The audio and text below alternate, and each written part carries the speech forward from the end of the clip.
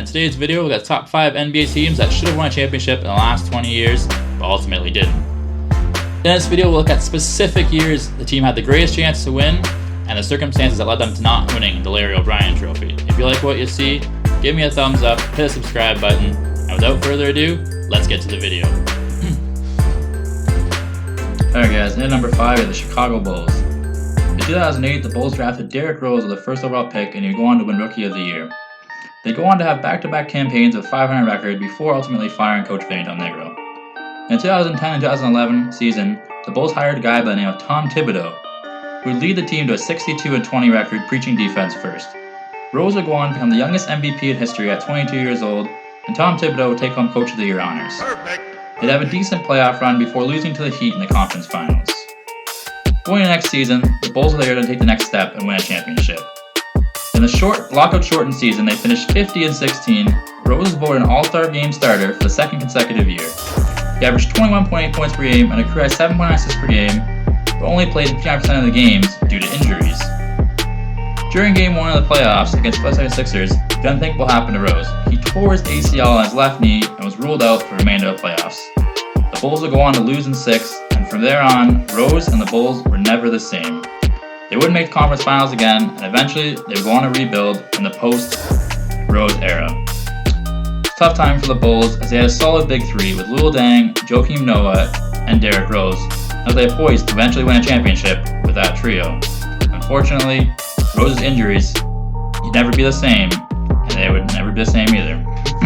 Then at number 4, we have the Houston Rockets. Now, the Rockets never won a championship in the Yao Ming and Tracy McGrady era, and now we're building around future superstar James Harden. In the 2017 playoffs, they lost to San Antonio Spurs in the conference semifinals in 6. They would then trade for Chris Paul in the offseason and finished with an NBA best record 65-17 in the 2008 campaign. Harden would go on to win MVP, averaging 30.4 points per game and 8.8 assists. In round 1, they beat the T-Wolves in 5, then would go on to beat the Jazz in 5 in the second round. In the conference finals, they beat up with the Golden State Warriors. Now going into this, they had a 3-2 series lead, but in Game 5, Chris Paul would be injured and not be able to play in the final 2 games. In Game 6, they would get crushed 115-86, and in Game 7 at home, they would lose by 9, shooting 7-44 from downtown and missing 27 straight three-pointers to end the game. Golden State, of course, would go on to win the championship, sweeping the Cavaliers, and many people believe this is the best chance for the Rockets to ever win a championship during the Harden era. In my personal belief, I think they blew their chance.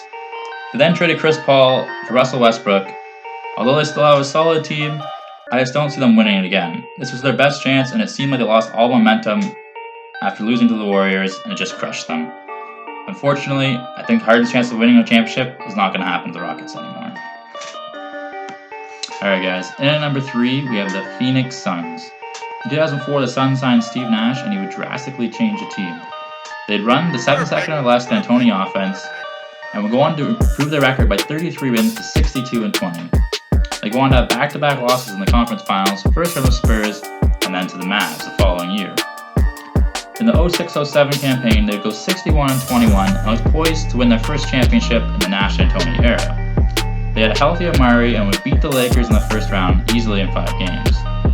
They'd then go on to face the Spurs in the conference semifinals and would unfortunately lose in 6. There was some controversy when Robert Horry hip-checked Nash, and Amari would get suspended for leaving the bench. The following year, they would lose to the Spurs in the first round, and from there on out, they'd make a bunch of questionable trades before ultimately losing Nash in the 2010 free agency to the Lakers. A lot of people gave them criticism for their emphasis on offense, but really they changed the way we play today, and teams have fallen in love with the three-point shot. It does really sadden me that Nash never won a ring, as he was a heck of a competitor.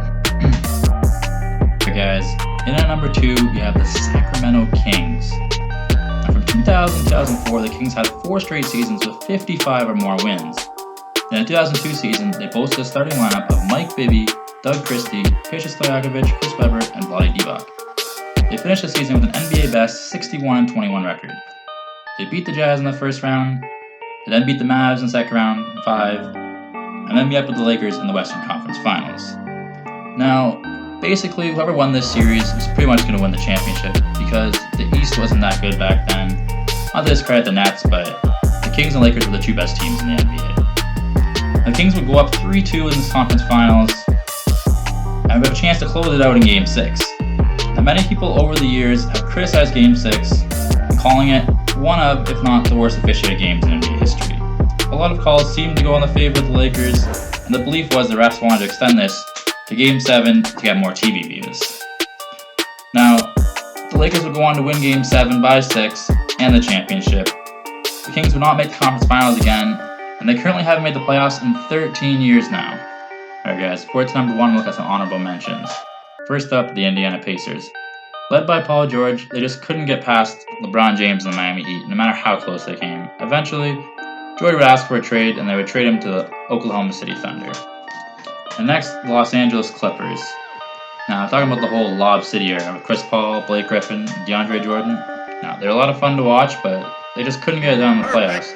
They consistently had great seasons from a winning standpoint, but when it came to playoffs, they just couldn't break through.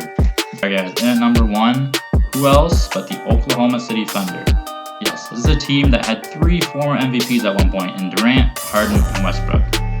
Now, in the 2012 playoffs, they actually came pretty close to winning a championship. They lose in 5 to the Miami Heat, and coming into that summer, they just couldn't work out an extension with James Harden, and finally decided to trade him to the Rockets for a package including Kevin Martin, Jeremy Lamb, and some draft picks. Now, at the time, this wasn't that bad of a trade. Kevin Martin was actually a pretty good scorer when healthy. Unfortunately, he wasn't really that healthy for the Thunder. They would go on to finish the year with a 60-22 record and be first in the West. They met a familiar foe in the first round in James Harden and the Houston Rockets. In Game 2, the Thunder's championship hopes took a big hit, as Patrick Beverley played overly aggressive defense on Westbrook when he was trying to call a timeout, and the collision caused Westbrook to suffer a torn lateral meniscus. Now, although the Thunder would go on to win that series 4-2, they would then lose to the Grizzlies in 5 in the next round.